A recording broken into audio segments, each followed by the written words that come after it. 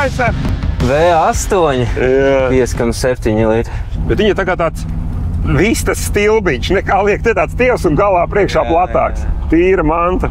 Man čoms teica, salīdzinot mūsdienu mašīnu, šeit ir tā kā sēdēt otrajā rindā. Jā, viena trešajā. Ja parkojas laukā kaut kur, tad ir interesanti. Tad tu tā kā ceri, ka tas otrs tevi ieraudzīs un palaidīs. Sveiciens, atrod ciltī LMT vietalizē. Šodien mums ciemos cilvēks ar amerikāņu mašīnu. Sveiks, Pēter! Sveiks! Klau, tomēr tas autiņš ir leģenda, viņi pat kaut kāds, man liekas, anekdotas stāst par amerikāņu kosmonautiem, kur to saņēma pēc veiksmīgā lidojuma. Bet tu neesi kosmonauts, kā tu tik pie mašīnas? Es jau kādu laiku skatījos uz korvetēm, tieši C3 sērijas korveti, un zvaigznes kaut kā sastājās, ieraudzīju, kā ir piedāvājumā tās, un tad es bija apņēmības pilns iegādāties, novērst tehniskās problēmas, dabūt vēstures spēkjāts status un iziet tehnisko apskati. Klau, bet korvets kaut kur tā kā jātirgo, jāpērk kaut kur Latvijā ap stūri, viņas ir kaut kur Vācijā mobilē vai Amerikā pa gabalu jāpērk. Kāds viņas ir viss kaut kur šajos platumgrādos, protams, ir mazāk. Amerikā ļoti daudz, tā kā viens variants no Amerikas dzīt. Bet tu nezini, tu neesi pačamdījis. Jā, man paveicās, ka iepriekšējais īpašnieks to jau bija izdarījis manā vietā, tā kā šī automašīna tieši no Kalifornijas, līdz ar to sāli nav redzējusi. Un tad man bija iespēja pačamdīt. Un pirms izdarīt šo lēmumu par pirkšanu, tieši tā. Un tā arī man bija doma, varbūt pašam dzīt no Amerikas, bet es sapratu, ka tad es nevarēšu redzēt, ko spēku. Un tev tā kā pietiek arī pieredze saprast, ko tu tur redzi. Es nezinu, paceltu mašīnas pacēlu, es nezinātu, ko skatīties, kur ir bēda vai kur ir riskantās vietas. Es jau uz automašīnām un motocikliem jau esmu tā kā uz tu, jau kādu laiku darbojies, plus man apkārt ir zinoši cilvēki, un es ar viņiem pakonsultējies, kam pievērst uzmanību. Mūsdienās tā kā caur visādām Facebook grupām jau ir ļoti daudz informācija pieejama, kas ir tie mīnusi, plusi šām automašīnām, kam pievērst uzmanību, un tad es pirms pirkšanas arī apskatījos no apakšas pat viņu. Tas viss, ko mēs redzam zilā krāsā, tas viss ir no šķiedras, ne? Jā, stikls šķiedras. Tagad tu viņu pirki, uz ko tu skaties, kas būtu jāpaskatās, lai kur slēpjās lažas, ja šitādu mašīnu pērk? Ir kaut kādas vietas, piemēram, rāņu konstrukcijai, kur krājas ūdens, kas var hūsēt. Ļoti bieži tas ir iekšpusē durvīm šoferu pusē vai pasažieru pusē. Ir tādas stūrīši. Jā, stūrīši. Un arī, protams, apakšā, pasties no apakšas, vai nav rāmas nohūsējis, tas ir viens otrs, vai viņš nav kaut kā aizdomīgi metināts. Vai aizdomīgi čakli aizpervēca kaut ko, ja? Jā. Tad jāparāv tepiķītis noslēt to ieraudzīt, ja tu pēc savu mašīnu, ja? Jā, un aiz ap durvīm tu var redzēt arī. Viss tās nianses, piemēram, var parādīt, ja attais durvis, viss šīs vietas, viss, vai tur nav kaut kā hūsa. Tu negribi remontēt, ne? Šeit, protams, ir visu šķiedra, bet tur jau sākās metāls. Un tad viņš ir smuki nokrāsots viss vienā tonī. Tad tev liekas, tā ir šķiedra, bet tā nav šķiedra. Tev jāstāsta, vai gadījumā krāsa nelīp nost un tā. Bet tu pasauli pilna ar visdažādākajām mašīnām. Kāpēc tu šito izvēlējies? Man ļoti patīk tā elegance un sportiskums. Viņš savieno ļoti labi to eleganci. Tas tā kā timeless, ka tā, man personīgi liekas, šī mašīnas forma viena skaistākajām mašīnām pasaulē. Oho, labi. Un man liekas, ka viņi nekad neizies no modes. Tas gan. Ir variants, protams, piet kaut kādu jaunāku, sportiskāku mašīnu, bet viņa ātrāk apniks. Šeit ir kaut kas, tur tā elegants sportiskums kopā un tā mehānika viss. Tev nav nekādu airbag vai tas garā priekšā. Es tā kā esmu pats benzīna galva, man patīk vienkārši gan tā skaņa, gan tā smārža, tas viss. Un sapratu, ka šitais kaut kas tāds, ko es gribētu, un nevis kā ikdienas mašīna, bet šādi tāda izbraukt. Un šī mašīna arī viņa apvieno cilvēks. Mēs vienreiz vakarā aizbraucam pie čomiem, mēs uz ielas stāv mašīna, un mēs stundu vienkārši stāvam kā pie mangāļa.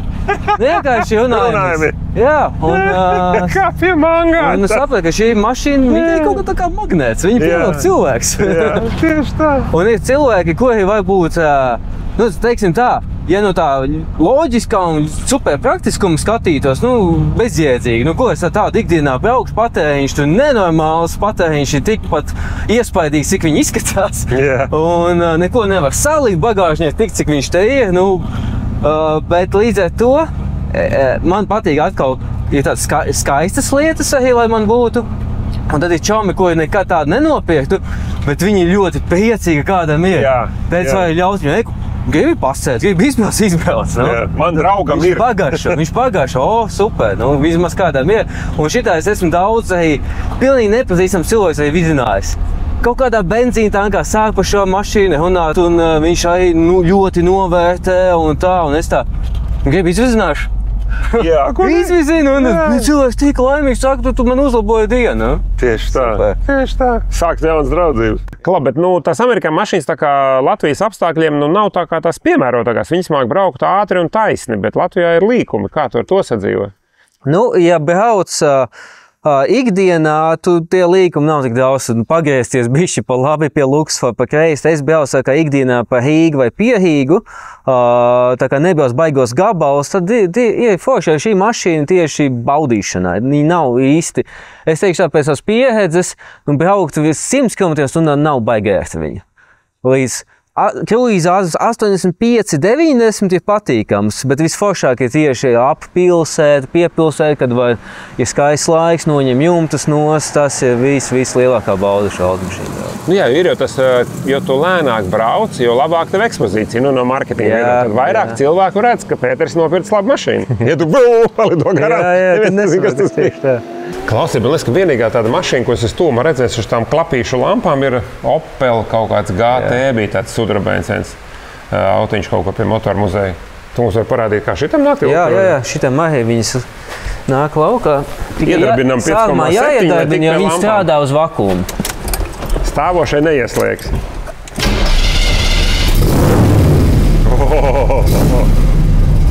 Aiziet.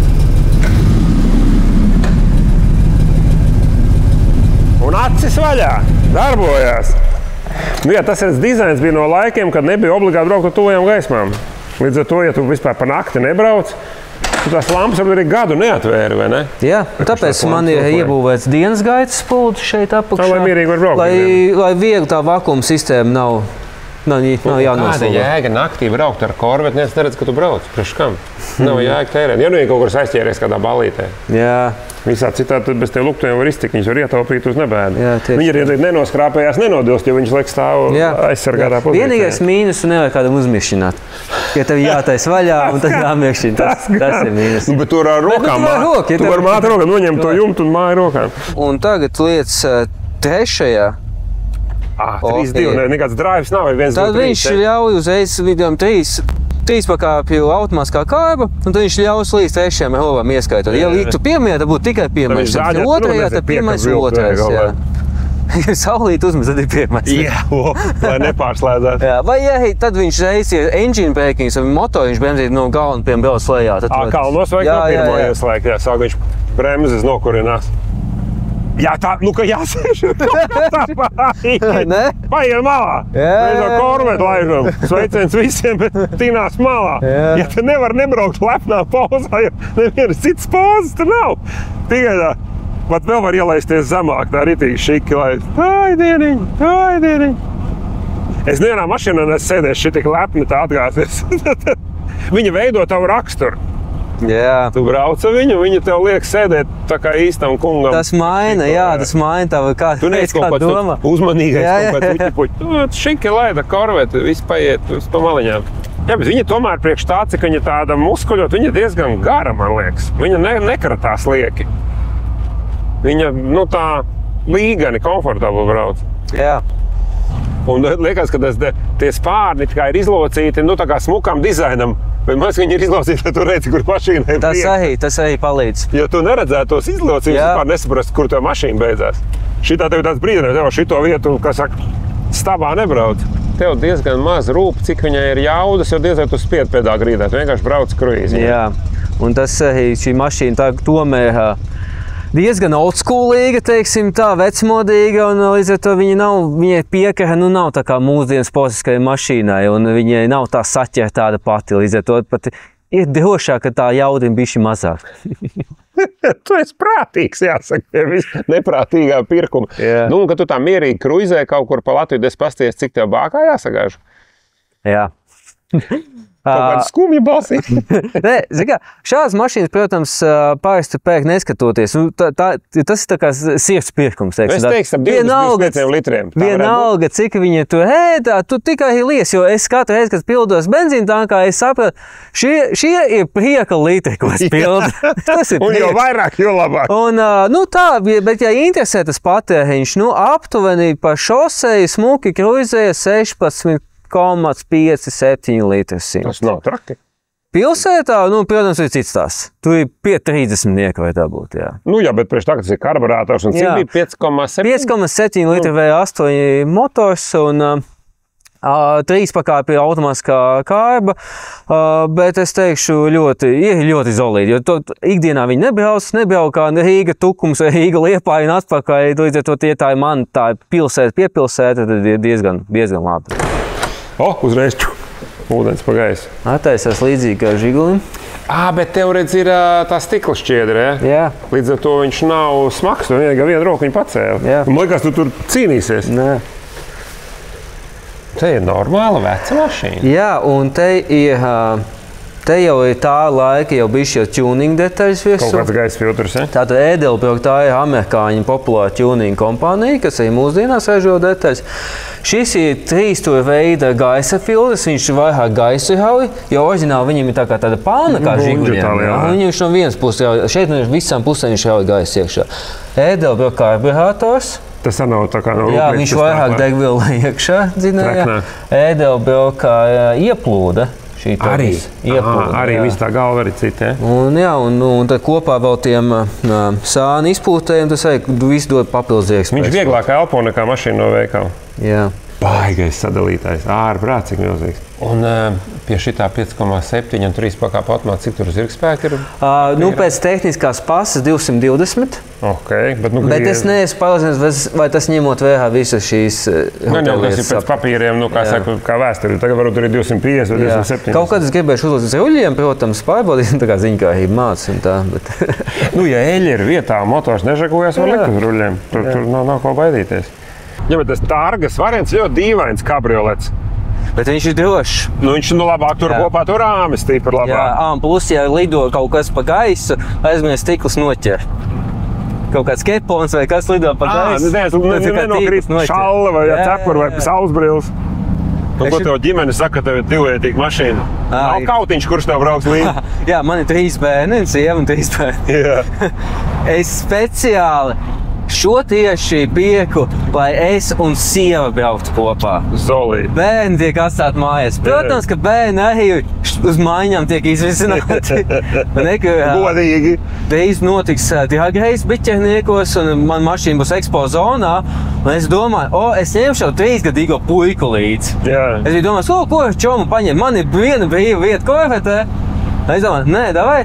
Ņemšu puiku, jo tas būs kaut kāds, viņam gan šī mašīna patīk. Jā. Un es īstenībā forši atmīs, 3-gadīgi bērni, un tētim bērnībā bija tāds autiņš, ja? Tieši tā. Un tā kā varbūt, ka nākotnē viņi meklēs tieši tādu pašu modeli. Galvenais ieliec viņam to paliknīt, lai viņš redz ārā pa logu. 3-gadīgs savādāk. Jā, savādāk būs šitā. Pogas tikai uz paneļa. Tā ir pirmā lieta, ko es iegāju šajā mašīnā, sapratu, neko neredzu. Kaut tā mašīna ir tik slaida, ka viņai sanāk, izpūtais ir izspiedies uz ārā. Es zinu, ka mini bija eņģis ārpusē iekšā maz vietas, bet šitam ir tik liels motors, ka izpūtais izspiedies ārā. Jā, tā ir izpūdes kolektori un šie saucamie side pipes, tā kā sānu trubas, tieši tā bija kā rūpnīcas papildu opcija, ko var izvēlēties, un tas dod arī ne tikai skaisti izskatās un dod patīkam skaņa, bet arī dod papildus iekšspējas klāt. Viņš ir diezgan labi dzesējās, tas kolektors. Jā, arī. Ja tur vējiņš ir garām. Vienīgi kaut kādiem akmeņainiem ceļiem baigi varētu nodauzīt, bet šis jau nav domāts. Es cenšos, nebraukt labāk, ko ir skaists, labs asfalts. Tas nozīmē, ka ir šitāds pats modelis, tikai ar izpūtēju apakšā, ja? Jā, aizmugurē. Ir tāda. Kas kas izvēlās pāriet no sāna izpūtējuma uz tādiem, tā iemesla dēļ, ka tu brauc ilgstoši pa šosei, tas viss troksnis. Tev izpūtēs gan pie ausē. Ja, bet ja tu dzīvo kaut kādā tur Kalifornijā, kur ir karsts, tad izpūtēs apakšā tev visa buņģa siltāk. Tev viņš smukā dziest, no tev iekšā ir vēsāk. Varbūt arī tas apsvērums kaut kāds. aizmugurē bloķējošais diferenciāls LSD. Ja viņš nospolē, tad viņš paņem Jā, otru. viņš reiz. Līdz ar to slapju viņš diezgan labi slīd. Un arī viegli apgriezties riņķī. Jā. Pats, nu to ir 8 cilindri. Tā jā, tas ir simfonija. Nekas viņu nevar aizstāt. Es te pagriezienu rādīšu ar roku. Man ir tāda unikāla iespēja. Īstimā? Jā, vienīgi. Kāpēc gan ne? Bet viņiem kaut dažādi Audis motori tur nāca kaut kā Šītais ir small blocks saucamās, tas vēl mazais motors ir. Bet ir big blocks. Šitam ir 5,7 litri. Kas skaitās mazais? Mazais motors priekš amerikāņu standarti.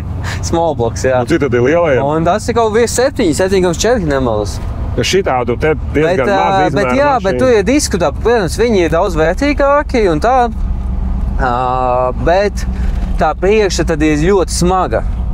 Līdz ar to viņš nav tik labi vadāms vairs. Nu, tas ir tikai amerikāņiem pat taisni ceļu. Viņš var lielāku ātrumu uzrādīt, bet... Un grūtāk apkopt, jo tas motors vairāk vietu aizņem kapotā. Neaizlīdīsi garām nekam. Pie tā jubileja tagad, ka šitas ir 108. gada, pa 25 gadu jubileja, tie 25 gadi visām tām korvetēm kopā. Šis ir 25 gadu jubilejas modelis, 78. gads. Un tad tā kā 53. gadā pirmā korvete iznāca 25 gadu jubileja. Un tad tieši pateicoties jubilejai, tad arī ir kaut kas jauns viņai nekā iepriekšējais. Piemēram, tā emblēma, tu ir rakstīts 25 year anniversary. Stūrē bija tāda, laikam, emblēma arī. Šis stikls. Viņš atšķirās, ja? Saucamais fastback stikls. Iepriekš korvetēm viņš bija taisnis šitāds. Līdz ar to mīnus ir tāds taisnēm sliktāk redzamība skatoties aizmugurē un mazāks bagāžnieks. Nu, tu ir diezgan daudz un tagad tu jau vari kaut kāds somas, jau tas salikt jau aiz stikla un tā. Protams, bagāžnieks joprojām nav šeit atverām, šeit pilda degviela. Jā, nedrīkst arī noliet to visu virs. Nu, parād, cik tur daudz var ielikt. Tātad piekļuvi bagāžniekam ir jāatloka beņķis. Kuram neregulējās atzotne. Jā. Šādi. Nu, ko mēs esam, ja tev šie jumti ņemās nost. Tiem ar tur vajag vietu? Iekāj šādos čeholos. Un, principā, jumta aizņem gandrīz pusi no bagāžnieka. Ja viņi virsū, tad mums ir vairāk vietu bagāžniekā. Ja viņas mēs smukā laikā noņemam, tad bagāžniekā mazāk. Vai, ja tu aizies ceļā un tajā brīdī jumts ir jumta vietā, tad, ja tev atstāja mazliet vietas, tad gribēs viņas noņemt. Nevajag piebāzt pilnu bagāžniekam. Protams, ir labi arī šī vieta. Nu, tur neko smagu nevajag likt, jo bremzējot par galdu. Kaut ko tādu tu vari samest. Cepurīt kaut kādu nolikt. Tu, ka vārdi liels un praktisks neapzīmē šo mašīnu. Tā ir ātra, maza un dusmīga. Šie bumperi arī C3 korvetēm ik pa 5 gadiem arī jau mainījās. Sākumā viņi bija chromēti, gan priekšā, gan aizmugurē. Tad viņi jau šajā 78. gadā viņi jau bišķi kā savādāki. Un pēc 83. gadā arī viņi jau bišķi mainījās. Nu, ļoti labi arī numurs 108, tā lai neaizmirstās, kura gadu mašīna. Jā, to numurs arī apzināti gājus, gribēju, lai viņš ir smuki simetrisks, pirmais. Un tu tie cipari ļoti man nozīmīgi. Visi tie cipari, kas tu ir. Nu, tā 87, ja tev kaut ko... 78 korvetes gads, 88 manējais dzimšanas gads un 87 mana brāļa dzimšanas gads, kurš diemžēl vairs nav šai saulē. Tas tev ļoti nopietns. Jā, tieši tā. Jā. Numuram jābūt ir skaistam un kaut ko jāizsaka. Nevajag ņemt kaut kāds ķeburus. Šitas ir ļoti labs stāsts. Labi, bet tā kā tā viena mašīna ir, tu jau jūti sevī to, ka būs vēl kāda. Man ir tā kā vairāki motocikli, tā skaitā retro motocikli, un tad visticamāk kaut kādā brīdī būs vēl. Es nezinu, vai amerikānis, man jau 2 amerikāņi, teiksim tā, viens bišķi jaunāks, šitais ir vecāks, varbūt paņemšu kaut kādu citu bišķi, bet tā jau laiks radīs. Jā. Nu, ko tu varbūt kādu itāli vai francūzi vai angli, vai ne? Jā. Kaut ko domāt. Nu, ko arī jūs, dārgie skatītāji, padomājiet, varbūt jūs arī vajag kādu retro mašīnu. Kādu? Nu, to jums sirds pateiks priekšā, bet mēs arī uz tiekamies LMT vietā, ātrumciltī. Uz redzēm!